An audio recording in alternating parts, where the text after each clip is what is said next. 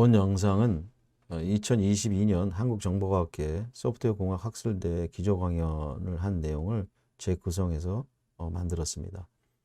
강연의 내용은 그 학회의 주제가 신뢰할 수 있는 인공지능을 위한 소프트웨어 공학 기술이었기 때문에 제가 국방의 인공지능 기술에 대한 소개를 하고, 부가적으로 저희가 지금 추진하고 있는 오픈 이노베이션의 일환으로 학계와의 네트워크 구성, 그 다음에 학회의 많은 참여자들에 대한 관심을 유도하기 위해서 자료를 작성하고 발표를 했습니다.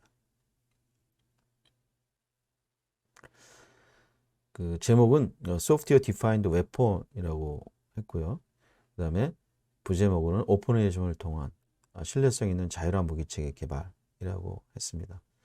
사실 이제 4차 산업 시대에 돌아서면서 소프트웨어의 파워가 굉장히 커졌고, 따라서 무기체계도 이 소프트웨어의 성능이 결국 무기체계 성능으로 좌우하는, 특히 이제 AI로 대변이 되는 이런 시대에 그 AI의 기술이 소프트웨어의 무기를 경쟁력을 좌지우지한다라고 보고 있기 때문에 이러한 관점에서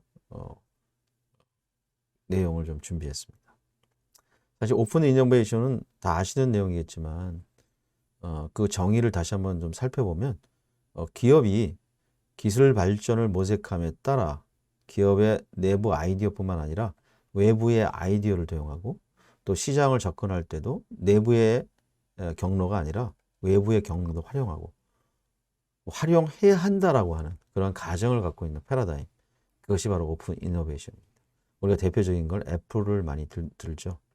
그래서 이 강의 가장 그 결론은 그 전략이 뭐 대단한 것은 아닙니다. 결론적으로 말씀하면 그 프로덕트 매니지먼트 기반의 대외 협력 기반을 마련하겠다. 다시 말해서 사용자가 원하는 프로덕트 및 솔루션을 정확히 판단하고 이를 위한 우리 협력 기반을 공고히 하고자 하는 것이 저희의 기본적인 오픈 이노베이션 전략입니다. 지금 그림은 뭐 아시는 분은 다 아시는 내용입니다만, 사실 그 미군이 그 실수로 미 구축함에서 발사한 그 미사일이 미군의 이란의 민항기를 격추시킨 사건입니다. 그래서 1988년도에 발생한 사건인데 290명 전원이 사망했죠. 이와 유사한 사건이 또 우리 대한항공 격추 사건이 있습니다. 이 두 사건을 볼 때 사실 이란이 미국에 제소를 했지만 결국은 그냥 실수로 그냥 치부가 됐고, 역시 한국과 소련의 분쟁에서도 결국은 실수로 그냥 다 마무리가 됐습니다. 사실 미국이 만약에 이렇게 당했거나 소련이 당했다면 이 정도로 끝나지는 않았을 거라고 생각이 듭니다. 그만큼 국가의 안보는 굉장히 중요합니다. 다산 적약용 선생님께서 무기는 설사 100년 동안 쓸 일이 없다 해도 단 하루도 갖추지 않을 수 없다.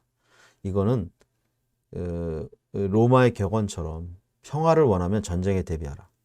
또 조지 워싱턴 대통령이 얘기한 것처럼 전쟁에 대비하는 것이 평화를 지키는 방법이다 라고 얘기한 것을 반증하는, 그것을 또 얘기해주는 그런 얘기하고 같다고 할 수 있겠습니다. 따라서 이러한 국가의 안보를 지키기 위한 수단을 우리가 구축하는 것, 그것이 국방이고, 그 국방은 그래서 그 존재의 의미 자체가 굉장히 중요하고, 이를 위해서는 반드시 우리가 양보할 것은 양보하겠지만 절대로 양보하지 못할 것에 대해서는 우리가 양보를 하면 안 된다는 것을 우리가 의미할 수 있겠습니다. 제가 콜롬비아 해성을 수출할 때, 콜롬비아가 그렇게 돈이 많은 국가가 아닙니다만 그 해성을 수입했던 이유가 그 주변 국가의 평화를 유지하기 위해서, 많은 분쟁들의 우위를 점하기 위해서 이 미사일을 도입한다라고 했던 콜롬비아 해군의 이야기를 들었을 때 다시 한번 그 무기체계의 중요성, 그다음에 국방의 중요성을 생각했던 적이 기억이 납니다. 그래서 저희가 다루는 그 품목은 우리가 보통 군수품이라고 얘기를 합니다. 군수품은 크게 이제 무기체계하고 비무기체계로 이제 구분이 됩니다. 무기체계는 우리가 보통 8대 무기체계라고 얘기를 하고 있고요. 비무기체계는 이 무기체계를 운영하는 전력들을 지원하는, 즉 군을 지원하는 그러한 체계가 비무기체계입니다. 그래서 지원 장비를 비롯한 이런 형태로 우리가 분류를 해서 구분을 하고 있습니다. 그래서 이 군수품은 우리가 개발을 하는 것도 있지만 또 구매를 하는 경우도 있습니다. 그래서 우리가 보통 군수품을 획득한다 이렇게 얘기를 합니다. 그래서 이 군수품과 관련된 산업들을 이제 방위산업이라고 얘기를 하는데, 이 방위산업의 참여자들은 그러면 어떤 조직이 있을까? 보통 이제 국방부를 많이 생각하시죠. 국방부, 우리가 이제 지휘 구조를 가만히 보면 군령과 군정이 있습니다. 이제 군령을 담당하는 것이 합동참모부를 통해서 각 군이 이제 전쟁이 일어나면 실질적으로 작전을 수행하는 거죠. 우리가 보통 군령 그러면 이제 작전인데, 따라서 그것은 우리가 합동참모본부를 중심으로 해서 이루어지는 것이고요.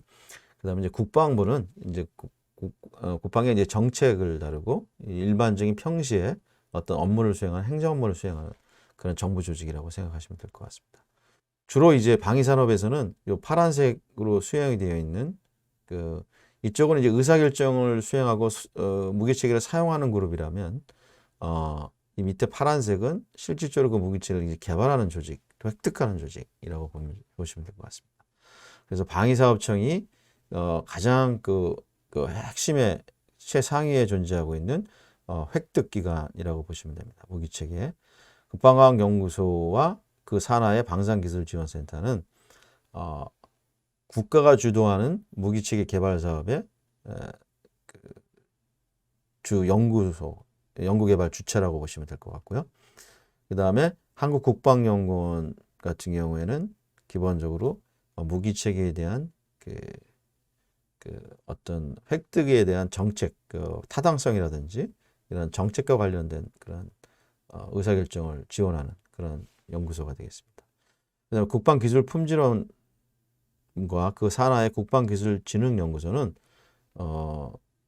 역할이 굉장히 많이 바뀌었습니다만, 국방기술품질원에서는 이 군수품에 대한 품질을 이제 책임을 지고, 또 현재 이제 산하의 국방기술진흥연구소에서 국방과학연구소에서 수행했던 응용연구를 이제 국방과학기술진흥연구소에서 많이 수행을 하도록 그렇게 좀 조직이 개편이 됐습니다.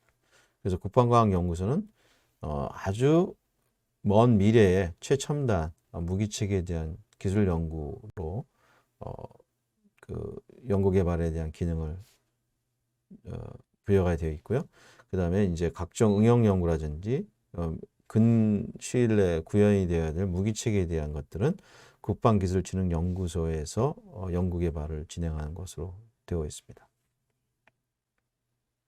이 내용을 보면 국방은 참 사실 이 국가 차원에서 기술 개발이 필요한 겁니다. 아까 국방의 중요성도 얘기했고, 또 특히 4차 산업이 진행이 되면서 AI 기술이라든지 이런 것들은 민간이 많이 개발이 됐던 그런 기술들이고, 따라서 소프트웨어 오리엔티드 시스템, 소프트웨어 디파인드 웨폰으로 가면서 특히 이제 국방의 그 도메인이 아니라 국가 차원에서의 기술 개발이 필요한 것이 이 국방 분야의 무기체계 개발이고, 따라서 이제 오픈 이노베이션이 굉장히 중요한 그런 전략이 된다라고 생각이 됩니다.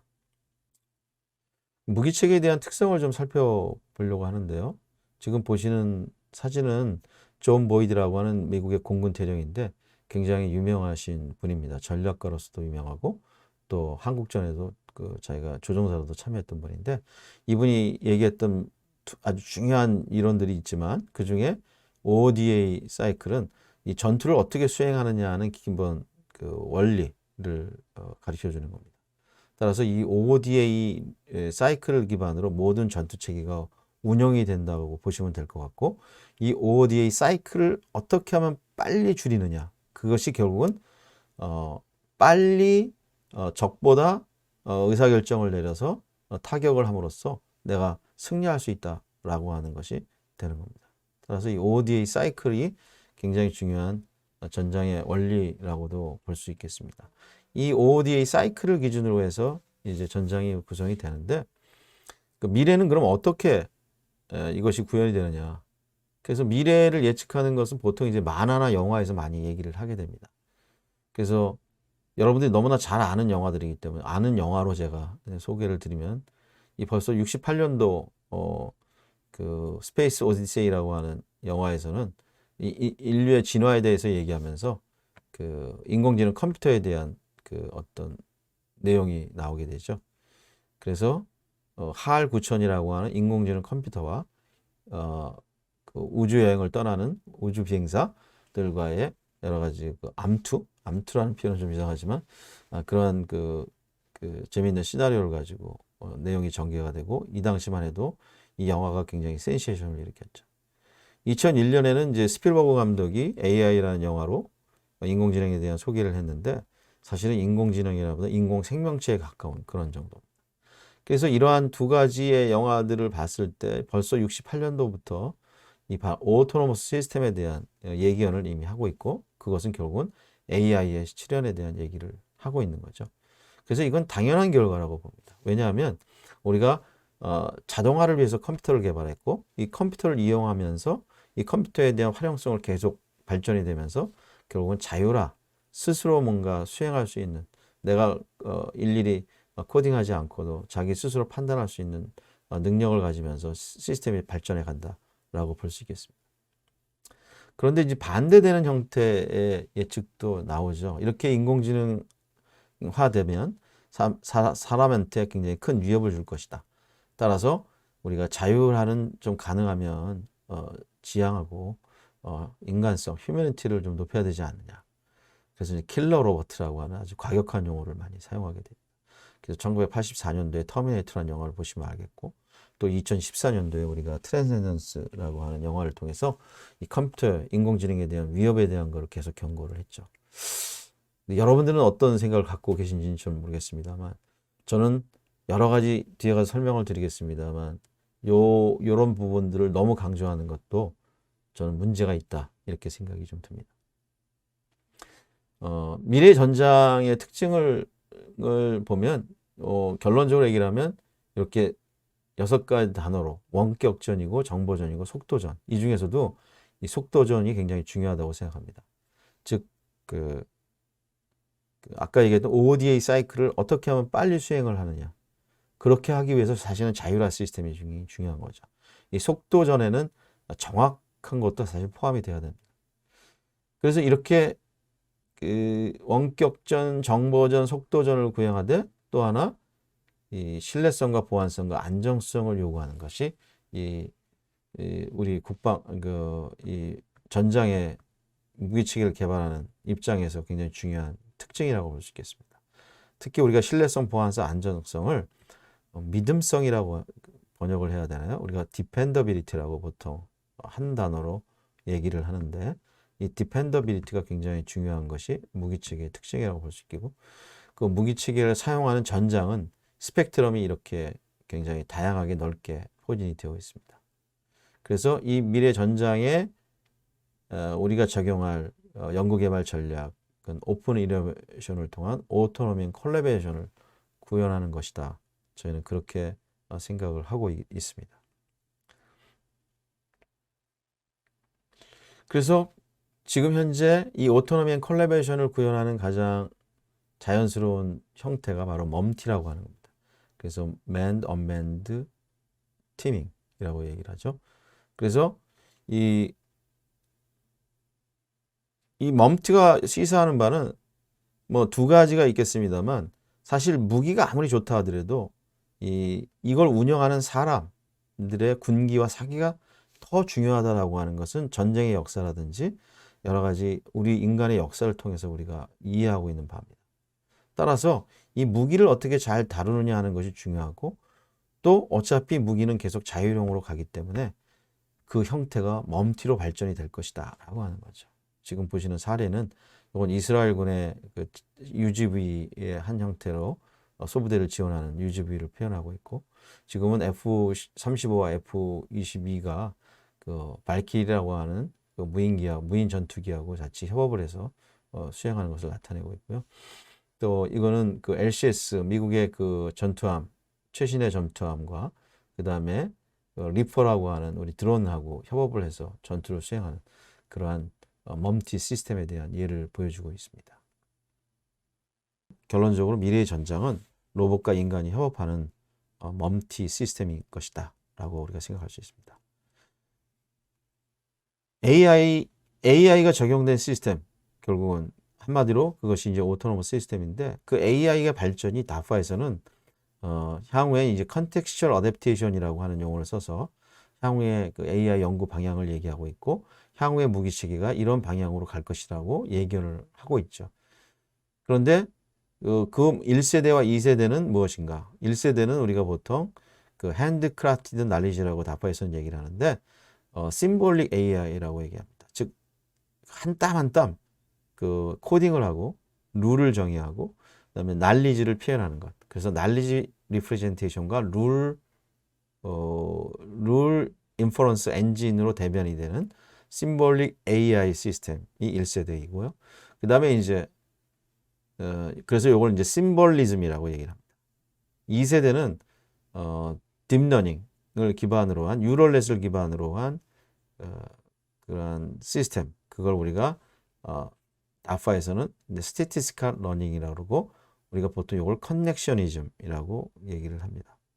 그래서 제 3세대는 제가 판단하기에 이 컨텍스츄얼 어댑테이션은 상식을 굉장히 중요시 여기고 이 1세대와 2세대가 갖고 있는 약점을 감소하고 강점을 부각시켜서 두 개를 혼합하는 형태가 아닐까. 그래서 이걸 저는 제가 아니라 이제 IBM에서는 유로 심볼릭 AI다 이렇게 이제 표현을 하고 있습니다. 그래서 이제 이러한 그 AI 시스템이 적용이 되는 뭐 간단한 사례들이 이제 UAV 이 관점에서 보면은 뭐 글로벌 호크라든지 그레이 이글 이게 다 아시는 내용이죠. 그다음에 이제 지금은 이제 무인 전투기까지 발전 발키리라고 하는. 그래서 아까 잠깐 소개해드렸던 내용입니다. 그런데 아직까지도 발키리는 약간 예외입니다만 지상 통제에 의해서 완전히 리모트 컨트롤되는 시스템이라고 보시면 될 것 같습니다. 따라서 모든 의사결정은 아직까지 조종사가 직접 한다. 이런 것이 기본적인 특징이라고 얘기할 수 있겠습니다. 그다음에 이제 해양 작전의 USV하고 UUV는 또 뭐 잘 아시는 시헌터, 뭐 에코보이저 또는 지금 현재 다파에서 굉장히 심혈을 기울여서 수행하고 있는 만타레이 프로젝트. 굉장히 그 해양 쪽에서는 그 굉장히 더 오래 전부터 수행을 하긴 했습니다만 역시 마찬가지로 무인 잠수함 수준으로 이제 발전이 되는 형태로 가고 있습니다. 다시 말해서 그 감시 정찰 영역을 떠나서 이제 공격과 자율화에 대한 그 어떤 C2 체계를 같이 탑재를 하면서 이제 독자적으로 뭔가 작전을 수행하는 무인 전투함, 무인 전투기로 이제 방향을 향후의 방향으로 잡고 진행이 되고 있다라고 이해하시면 될 것 같습니다. 그레이디에이터라든지 MUTT 같은 경우는 이제 미 해병대를 지원하는 시스템이라고 여러분들이 보시면 알고 주로 이제 리모트 컨트롤에 의해서 역시 수행이 되고 또 뭐 여러 가지가 있습니다만 그 중에서 이제 유명한 것이 이제 독일의 라인메탈의 미션 마스터 같은 경우가 지금 현재 SA 레벨, SA는 이제 자율주행 미국 그 엔지니어링 그룹에서 표준화 정의한 레벨 4 자율주행의 레벨 4를 달성했다 이렇게 얘기를 하고 있고요. 또 여기에는 이제 셀프 러닝 알고리즘. 다른 것들은 이제 뭐 어떤 뭐 알고리즘을 썼고 이런 것들이 안 나오지만 나름대로 이건 상용화돼서 이제 판매를 하고 있는 제품이라 이러한 자기네 나름대로의 그 광고성으로 다양한 그 인공지능 알고리즘을 썼고 자율성도 높다 이런 걸 굉장히 강조를 하고 있는데 이 미션 마스터는 여기도 마찬가지로 다양한 페이로드들을 교체를 해서 다양한 형태의 다목적으로 사용할 수 있는 그런 형태가 되겠습니다.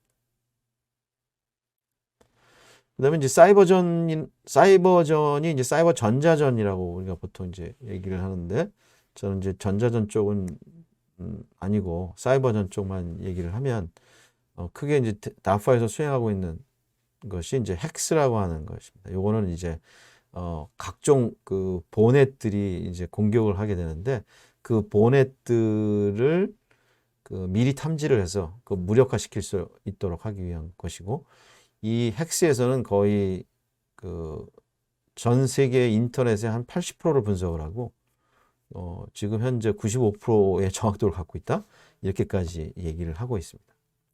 그 다음에 이제 ACD라고 하는 거는 이제 제일 큰 문제가 되는 게 이제 이 사회공학, 소셜 엔지니어링에 의한 공격인데, 즉 공격자가 이 기계를 공격하는 것이 아니라 이 사람을 움직여서 뭔가 사이버전을 수행하는 형태이기 때문에 요 공격자와 대응이 되는 봇을 만들어서 봇이 대응이 될 수 있도록 그렇게 구성하는 형태로 프로젝트를 수행하고 있는 것이 이제 SAD 같은 형태가 되겠고요.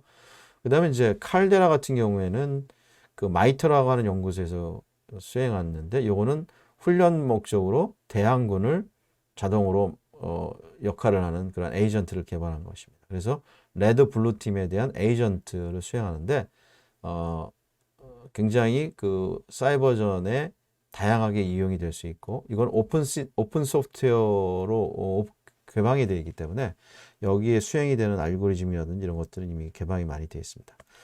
단지 여기서는 지금 현재 그 심볼릭 AI 위주의 그 PDDL이라고 하는 그 프리딕티브 로직을 많이 활용을 해서 에이전트를 구현한 것으로 그렇게 알고 있습니다. 지금까지는 이제 그 교정급 레벨에서 이제 설명을 드렸고, 이제 전략급이나 이제 전수급 레벨을 올라가면 다양한 이제 참모 역할을 하는 지휘결심 체계들이 만들어지는데, 뭐 대표적인 게 이제 에이다라고 하는 제품입니다. 요거는 정말 그 다양한 소스로부터 얻은 다추처, 즉 그 SNS부터 시작을 해서 다양한 그 정보들을 분석을 해, 다출처 정보를 분석을 해서 하나의 그 인사이트를 구하고 정보를 융합하는 그런 시스템이 되겠습니다.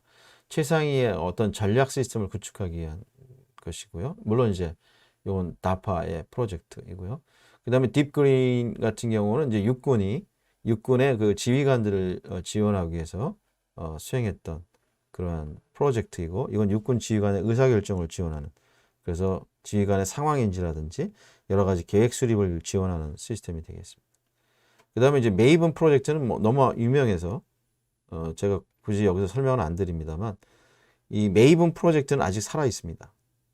그렇지만 현재 공군이 이 프로젝트를 계속 추진하겠다라고 얘기를 좀 하고 있는 것을 제가 뉴스에서 좀 들은 기억이 나지만, 여기서 이제 윤리적인 문제 때문에 이제 구글이 비토를 놨는데, 사실 이 프로젝트를 중국은 그냥 자유롭게 하고 있습니다. 그래서 AI 강국, 자기네는 데이터가 워낙 많다, 그래서 CCTV 가지고 다양한 사람들을 인식을 하고 프라이버시 문제 전혀 고민하지 않고 수행을 하게 되는데, 따라서 AI 기술이 중국이 뭐 앞서고 있다 이런 얘기까지 하는 거 있기 때문에, 저희가 이런 부분에 있어서는 어디까지 과연 윤리적인 문제를 가지고 우리가 이니셔티브를 뺏겨야 되느냐 하는 것들은 좀 우리가 고민을 해야 되지 않나 생각이 좀 듭니다. 이건 좀 개인적인 의견입니다. 그리고 기타 이 각각의 그 교정급 모델의 에이전트들을 구현하는 것도 당연히 아까 무인 전투기나 무인 잠수함 같은 그런 프로젝트를 통해서 개발이 되고 있습니다. 뭐 여러분들이 잘 알고 있는 이번에 그 블랙호크인가요? 블랙호크의 그 뭐죠? 그 뭐 자율주행을 했다 이런 얘기가 나오잖아요. 이런 것들이 다 그 이미 그 수행이 엘리어스라고 하는 프로젝트를 통해서 수행이 되고 있고, 또 AC라고 그 에어 컴뱃 이볼루션이라고 해서 도그 파이팅을 하기 위한 AI를 개발을 해서 조종사들하고 시합을 해서 AI가 다 격파를 했다, 이런 형태의 프로젝트들이 바로 이 각각의 교정급 모델에서 C2, 즉 사람이 정말 의사결정을 하는 일까지도 수행하는 그런 형태의 연구들을 진행하고 있고, 실제로 실전 배치 얼마 남지 않은 그런 형태라고 우리가 판단할 수 있겠습니다. 그럼 왜 이렇게 미국 시스템만 얘기하느냐? 미국이 전 세계 기술 수준이 1위이기 때문에 그렇습니다. 아직까지는. 네. 그리고 한국은 현재 9위로 되어 있지만 사실은 미국이 하고 있는 것을 거의 벤치마킹을 해서 현재 진행을 하고 있다. 이렇게 이해를 하시면 될 것 같습니다. 결론적으로 국방의 AI는 지금 미국 같은 경우에는 모든 국가의 그 기술력을 결집을 해서 정말 그 완전 자율화 시스템까지도 구현할 수 있을 정도로 타겟을 잡고 최첨단의 무기체계를 개발하고 있다라고 생각하시면 될 것 같습니다. 그 특징은 아까 말씀드린 그 뉴럴넷을 기반으로 한 커넥셔니즘과 아까 날리지 리프레젠테이션과 그다음에 룰 베이스 시스템을 기반으로 한 심볼릭 AI를 통합한 어떤 뉴로 심볼릭 AI 시스템으로 나아가고 있는 것이 그 특징이라고 생각할 수 있겠습니다. 그림은 스틸맨이라고 되어 있는데 이 스틸맨을 연상하게 되면 누가 생각이 나시나요? 지금 요 왼쪽에 있는 우리 아이언맨이 생각이 나시겠죠? 근데 이 스틸맨은 요 오른쪽에 있는 여자분하고 관계가 있습니다.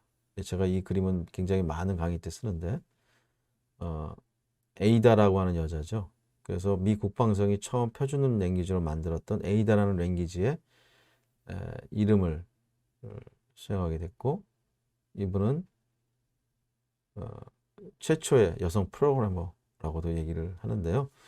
이 에이다라는 랭귀지를 개발할 때 많은 사람들이 그 리카먼트 스펙을 많은 참여자들이 모여서 개발을 했고 아주 좋은 랭귀지로서의 피처들을 다 갖고 있었습니다. 그래서 이 스틸맨 리카먼트를 기반으로 해서 만들어진 에이다 랭귀지가 표준 랭귀지로 채택이 됐고 그 오랜 동안 쓰이다가 문제는 97년도에 표준이 포기를 하게 됩니다. 이것은 개발자들이 사실은 에이다 랭귀지를 사용하는 것에 굉장히 불편함과 여러 가지를 느끼고 거의 그 C 랭귀지를 사용하고 있었기 때문에 결국 표준을 포기를 했습니다. 그래서 이것이 주는 시사점이라고 하는 것은 사실은 그 오픈 이노베이션이 굉장히 중요하고 오픈 이노베이션의 가장 중요한 것은 그 어떤 강제적인 요소라기보다는 굉장히 그 시장 원리에 의해서 이루어지는 것이 굉장히 중요하다. 이런 생각이 듭니다. 그래서 우리 AI 시스템 같은 경우에는 전체 무기체계 하나의 컴포넌트로 구성이 될 거라고 예상이 됩니다. 무기체계는 사실은 시스템 오브 시스템, 즉 다양한 단위 시스템들이 통합이 돼서 수행이 되기 때문에 상호 운영성이 굉장히 중요하고 또 각자 개발하는 시스템들에 대한 그 신뢰성이 굉장히 중요합니다. 따라서 아까 말씀드렸던 디펜더빌리티와 같은 이런 릴라비티, 시큐리티, 세이프티가 굉장히 중요하고 특히 AI 시스템이 더더욱 그렇긴 하지만 이 무기체계 같은 경우는 이 테스트가 굉장히 어렵고 테스터빌리티를 높일 수 있는 그런 시스템을 개발을 해야 됩니다. 또 더 나아가서 AI 시스템 같은 경우에는 지금 신뢰성을 인증을 해야 된다 하고 하는 정도까지 나아가고 있기 때문에 그 신뢰성 있는 시스템 또는 아까 믿음성, 디펜더빌리티를 구현하는 그런 시스템 개발이 우리 민수와는 다른 그런 시스템 개발 방법을 써야 된다 이렇게 생각을 하고 있습니다. 그래서 오래전부터 미 국방성에서는 이러한 신뢰성 있는 시스템 개발을 위해서 밀 스탠다드 498이라고 하는 소프트웨어 시스템 개발 라이프 사이클 모델을 제시하고 있습니다. 그렇지만 이게 표준이 이제 폐지가 됐고 ISO 12207에 이제 합병이 되긴 했지만 아직까지도 디펙트 스탠다드로 498이 사용되고 있고요. 근데 이 498을 우리가 고민할 때 굉장히 오해를 하고 있는 것이 아직까지도 우리가 라이프 사이클 모델을 워터폴 모델만 사용하고 있다는 겁니다. 사실 워터폴 모델을 498에서 얘기하고 있는 것은 아닙니다. 워터폴 모델처럼 일단 각 단계를 설명할 뿐이지 워터폴 모델을 그 라이프 사이클 모델 하나로 지정하지는 않습니다. 그런데 우리가 오해를 하고 있는 것이 이 밀 스탠다드 498을 적용하는 것이 워터폴 모델을 적용한다 이렇게 생각하시면 안 될 것 같습니다. 즉 라이프 사이클 모델을 적용하는 것과 개발 방법론을 소개하는 것은 좀 다르다고 봅니다.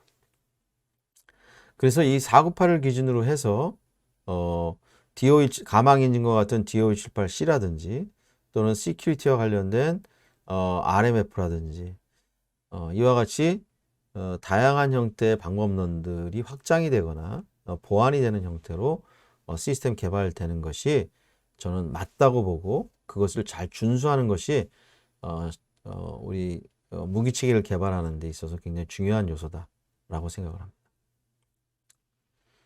그래서 AI 시스템 관점에서의 특징을 살펴보면 일단 데이터가 불충분하고 불균형적인 학습 데이터를 갖고 있는 것이 특징이라고 볼 수 있습니다. 물론 이런 분야가 대부분 많이 있습니다만 특히 국방 무기체계 같은 경우에는 보안이라든지 또는 데이터의 그 취득이 어렵다든지 하는 것들이 굉장히 많기 때문에 불충분하거나 불균형적인 학습 데이터를 갖고 있습니다. 따라서 이러한 상황을 고려해서 시스템 개발에 대한 내용이 이루어진다고 보고요. 따라서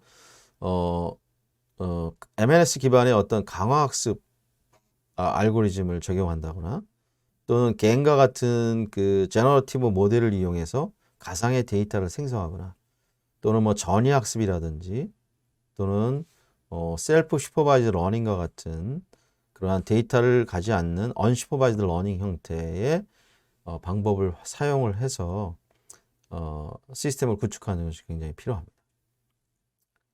또 어드버서리얼 어택, 즉 적대적 공격으로부터의 강건성을 또 유지를 해야 됩니다.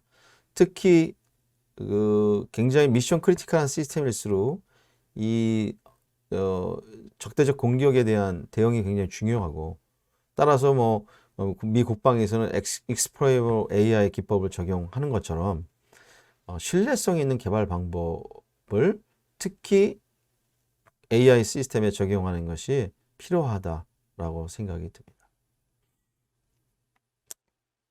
저희 같은 경우에는 이제 테스팅 쪽에 AI를 기반으로 한 또 테스팅 같은 것들을 적용을 해서 시스템에 대한 신뢰성을 높일 수 있도록 많이 또 진행을 하고 있습니다. 또 세 번째 특징은 아무래도 이제 무기와 관련되다 보니까 윤리적인 책임이 요구되는 시스템. 또 이 윤리적인 시스템이 요구되다 보니 더 신뢰성 있는 시스템 개발이 더 필요하다라고 생각이 드는 것이죠. 윤리적인 책임이 요구되지만 그렇다고 해서 우리가 그 어떤 기능, 성능에 관련되는 요소를 무시한다든지 하는 것들은 제가 보기에는 좀 문제가 있다라는 생각이 듭니다.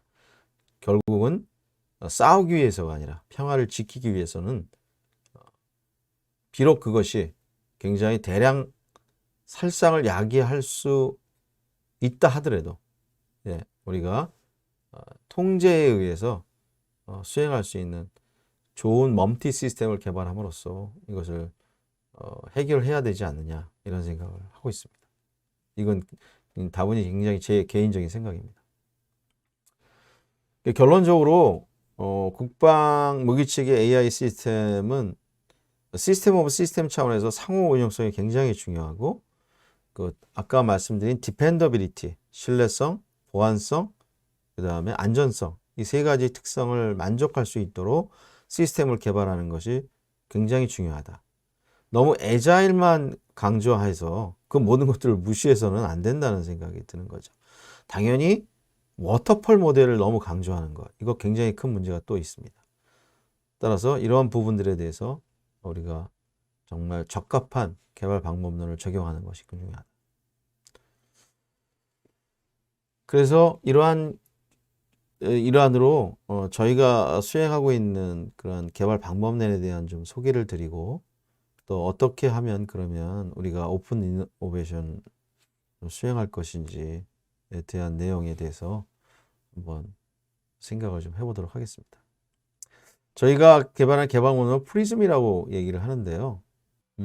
지금 보시면 이렇게 워터폴 모델이라고 생각하시는데, 그러니까 방법론을 표현하기 위해서 이렇게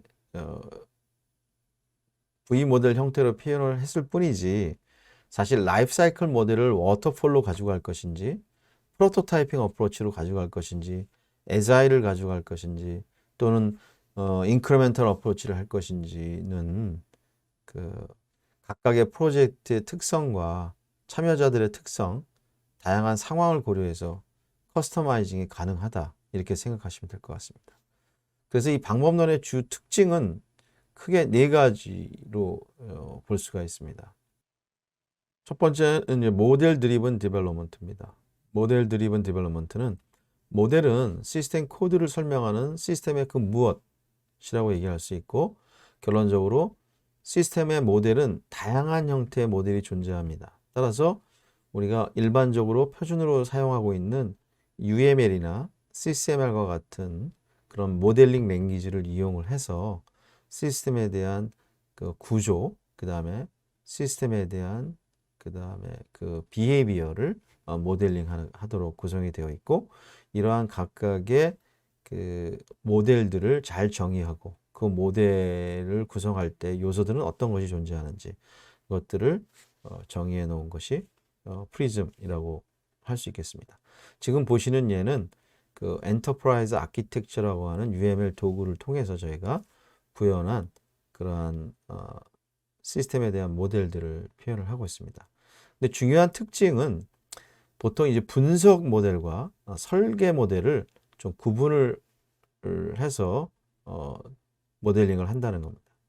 그래서 이 분석 모델과 설계 모델을 구분을 안 하고 보통 어떤 것이 설계 모델이고 어떤 것이 분석 모델인지 모를 정도로 대부분이 설계 모델, 즉 이미 구현되어 있는 물리적인 모델을 가지고 분석 모델을 표현하는 경우가 많습니다. 따라서 이렇게 두 가지를 구분하지 않을 때는 사실은 재사용성이라든지 어떤 주어진 문제에 대해서 계속적으로 반복적으로 그 문제를 해결할 수 있는 어떤 패턴을 기술한다든지 하는 것들이 굉장히 어렵습니다. 따라서 중요한 특징 중에 하나가 이 분석 모델과 설계 모델을 구분을 하고, 이 분석 모델은 개념적인 논리적인 모델을 구현을 하고, 즉 리퀘어먼트를 잘 정의할 수 있도록 구현을 하고, 그 다음에 디자인 모델은 설계된 모델, 즉 구현될 모델에 대해서 기술적으로 구현된 모델에 대한 물리적인 모델을 잘 구현하도록 그렇게 구분을 한 것이 특징이다, 이렇게 생각할 수 있겠습니다. 또 두 번째로는 데이터 드리븐 디벨롭먼트를 지향을 합니다. 대부분 프로그램 개발할 때 또는 시스템을 개발할 때 가장 품질에 영향을 주는 것이 데이터입니다. 그리고 많은 오류가 발생하는 것이 데이터입니다. 데이터는 인터페이스와 그 다음에 파일과 같은 데이터 스토어로 그 구현이 되는데, 이 파일이라든지 인터페이스라든지 이런 요소들을 통해서 발생되는 에러들이 굉장히 많고, 여기에서 발생하는 에러를 발견하는 게 그렇게 쉽지가 않습니다. 따라서 데이터에 굉장히 집중해서 초기부터 분석하고 설계하고 하는 것이 중요하기 때문에 이 데이터를 중심으로 해서 전체 라이프 사이클을 개발하는 그러한 것이 프리즘의 특징이라고 할 수 있겠습니다.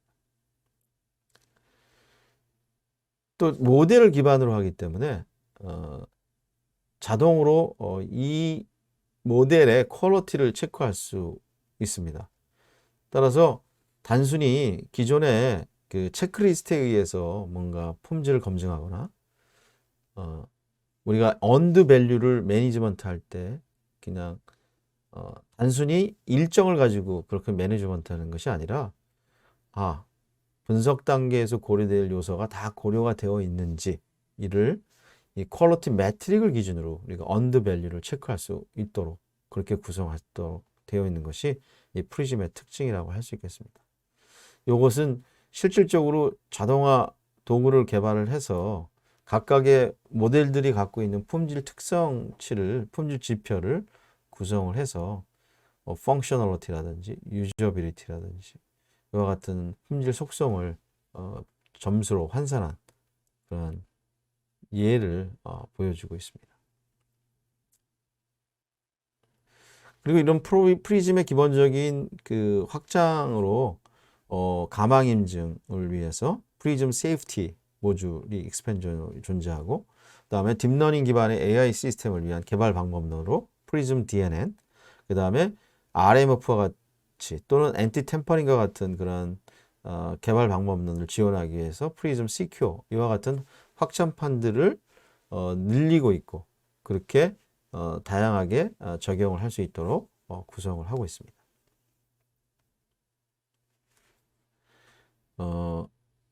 따라서 무기 체계의 특징을 고려해 봤을 때 특히 AI 시스템에 대한 무기 체계 적용에 있어서는 그 개발 방법론이 굉장히 중요하고, 따라서 저희는 그 모델 드리븐에 의해서 최적의 무기 체계에 특화된 개발 방법론을 갖고 있고, 이것을 기준으로 해서 오픈 이노베이션을 통해서 다양한 업체들과 협업을 할 때에 공통 커뮤니케이션 툴로도 활용이 되는 그런 형태가 되겠습니다.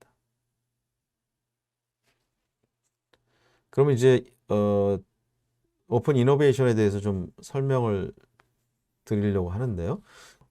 사실 그 출발은 디지털 트랜스포메이션으로부터 출발을 했습니다. 무기체계 자체보다는 그 무기체계 개발하는데 저희 같은 경우에 왜 오픈소스 소프트웨어를 못 쓸까? 또 왜 우리는 재택할 수 없을까? 또 왜 소프트웨어 엔지니어들이 방산 업체에 오는 거를 별로 좋아하지 않을까? 뭐 이런 의문점들로부터 시작을 해서 오픈 이노베이션을 생각을 하게 됐습니다. 그래서 저희가 그 오픈 이노베이션으로 생각했던 계기는 결국은 저희가 너무 폐쇄적이었다, 또 우물한 개구리였다, 이런 것들이 주요 내용이고, 그래서 오픈니스를 추구해야 된다라고 하는 것이 DX 관점에서 생각을 하다 보니 이제 오픈 이노베이션의 전략을 피게 됐던 것 아닌가, 그렇게 생각이 듭니다. 또 우리 주변 환경을 바라보면 위협과 기회 요인이 있는데요. 위협 요인으로 저희가 생각했던 것이 어떤 일반 기술 기업들이 국방 R&D에 접근이 굉장히 어렵다라는 것을 알게 됐습니다. 사실 기술 기업들이 국방에 진출하고 싶어는 하지만 그 방법을 잘 모르거나, 또 여러 가지 그 제품을 기획하는 데 한계가 있거나, 또 사실은 또 잘 모르거나, 그러니까 이런 시장이 존재한다는 것 자체도 모르거나, 그래서 굉장히 접근이 어려웠다. 그 다음에 국방 R&D 사업 관리가 굉장히 관료적이다, 굉장히 폐쇄적이고 또는 또 보수적이고, 이런 것들이 일반 사람들이 인식하는 거였고, 또 사실상 국방 R&D 사업을 할 때 너무 어렵다라는 얘기들이 많이 있고, 사실 애자일 방법 같은 것들을 적용하는 건 거의 불가능한 얘기이기 때문에 그렇습니다. 그다음에 국방 기술 보호 정책이 또 확대가 되다 보니 또 기술 보호에 대한 그런 부담을 안게 되는 것이 있고요. 그다음에 첨단 연구 개발의 이미지가 또 많이 퇴색이 돼서 심지어는 뭐 부정부패에 대한 뭐 온상처럼 느껴지는 경우도 있었을 것이고, 또 그냥 단순히 연구 개발이 아니라 뭐 거의 그 노가다성의 일을 많이 하는 거 아니냐, 이런 얘기까지 하는, 그래서 굉장히 그 이미지가 별로 안 좋았던 것이 또 하나의 위협 요소라고 볼 수 있겠고, 또 그 적성국 같은 경우에는 아까 얘기했듯이만 그 AI 기술을 특별히 뭐 윤리적인 문제로 안 한다든지 이런 일들이 거의 없는데, 그런 차원에서의 어떤 기술 개발의 한계 같은 것들이 어떤 위험 요인으로서 작용되지 않나 생각이 들고요. 기회 요인으로는 이러한 입장에서 이제 오픈 이노베이션에 대한 어떤 붐이 좀 일고 있는 것 아니냐. 그래서 거버넌스가 좀 바뀌지만 그 거버넌스가 좀 좋은 방향으로 바뀔 수 있는 기회가 되지 않느냐. 그다음에 국방 분야의 그 다양한 그 부처들이 또 그 융합이라는 이름으로 지원을 하고 있고 적용을 확대하려고 하고 있습니다. 물론 이쪽에서는 산업이라는 측면에서 바라보지만 산업이라는 측면에서만 바라볼 것이 아니다라는 생각이 좀 드는데요. 그것은 이제 저희가 그걸 어떻게 잘 활용할 것이냐에 따라 달라진다고 볼 수 있겠습니다. 그래서 전반적으로 기회 요인이, 그러니까 오픈 이노베이션을 할 수 있는 그 개방형 구조와 또 여러 가지 산업 구조의 재편 등 이런 요소들을 통해서 기회 요인으로 작용한다라고 생각할 수 있겠습니다. 강점과 약점을 봤을 때 저희 개인적으로 저희 회사 입장에서 그 강점만 사실은 좀 얘기를 여기 기술을 했는데요. 40여 년간 저희가 무기체계만을 개발을 했고, 사실 그 무기체계 개발할 때 각 요소도 굉장히 중요합니다만, 기술적인 요소도 이 시스템을 개발하는 시스템 엔지니어링 기술은 다른 데보다는 굉장히 특화된 전문가 그룹이 아닌가, 저는 그렇게 생각을 합니다. 그래서 그 굉장히 그 시스템 엔지니어링에 전문성을 가지고 있는 그런 그룹이다.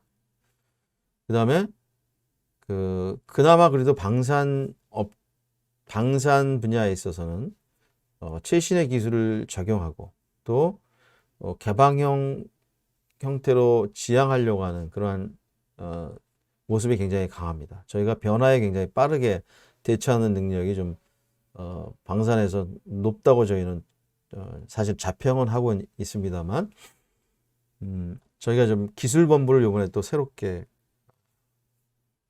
구성을 해서 오픈 이노베이션 전략을 구사를 하고, 기술적인 리딩을 한다는 게 뭐 기술 우위에 서겠다 이런 얘기가 아니라 많은 민간의 기술들 또 이런 기술들을 잘 융합을 해서 제품화하고 무기체계 반영을 하고 또 저희의 기술을 민간에 적용하고 이런 것들에 대한 가교 역할을 할 수 있는 그러한 개방된 조직 구조다라고 저희가 판단을 하고 있습니다. 국가의 안전을 지키는 고객을 우리가 지원하는 미션을 갖고 있습니다. 그러한 나름대로의 다른 데보다는, 다른 민간보다는 또는 다른 방산 업계에서 정말 그 자부심을 갖고 리더 그룹들이 그 미션을 수행하는 그러한 그 비전을 가지고 있다. 이것이 저희의 강점이라고 저희는 생각합니다.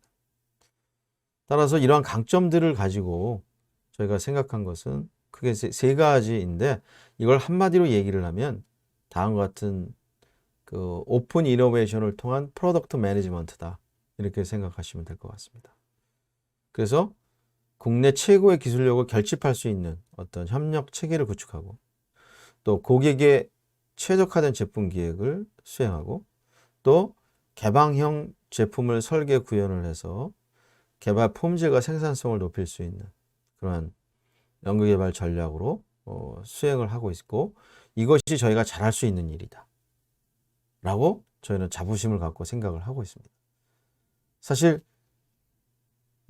군을 잘 알고 그 다음에 기업을 잘 알고 그 다음에 체계를 개발할 줄 아는 회사, 이러한 것만이, 이러한 어떤 강점을 가지고 있는 조직만이 정말 오픈 이노베이션을 통해서 고객이 원하는 제품을 잘 만들 수 있지 않느냐. 저희는 저희의 강점과 여러 가지 주변 환경을 고려했을 때 이러한 세 가지를 축으로 해서 연구 개발 전략을 수행해야 되겠다. 그래서 결론적으로 오픈 이노베이션을 통해서 프로덕트 매니지먼트를 수행하는 것, 그것이 우리 연구개발 전략이라고 생각하시면 될 것 같습니다. 지금 보시는 것은 뭐 한 예입니다. 그래서 이러한 그 멈티라고 하는 향후 자율형 시스템, AI 시스템이 적용이 되는 시스템에 대한 걸 할 때에 그 어떤 레퍼런스 구조를 정하고 그다음에 레퍼런스 기술 구조를 정하고 이런 것들을 저희가 이제 해 나갈 것인데, 그 예로서 운영적인 관점에서는 저희가 지향하는 것이 코오퍼레이티브 하이라키컬 오퍼레이셔널 아키텍처입니다. 그러니까 전투라고 하는 것은 지휘 구조가 존재하고요. 그 그 지위 구조 내에서의 각각의 엔터티들이 서로 코오퍼레이션 하는 것이 굉장히 중요하기 때문에 향후의 멈티의 운영은 이와 같이 코오퍼레이티브 하이라키컬 오퍼레이셔널 아키텍처를 기반으로 할 것이다 라고 하는 개념이고요.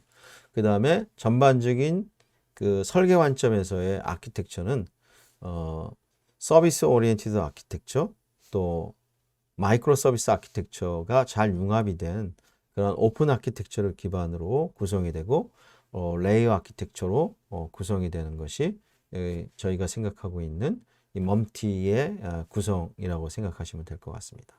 그래서 현재 그 간단하게 구조를 말씀을 드리면 이 레이어 아키텍처의 가장 기반이 일단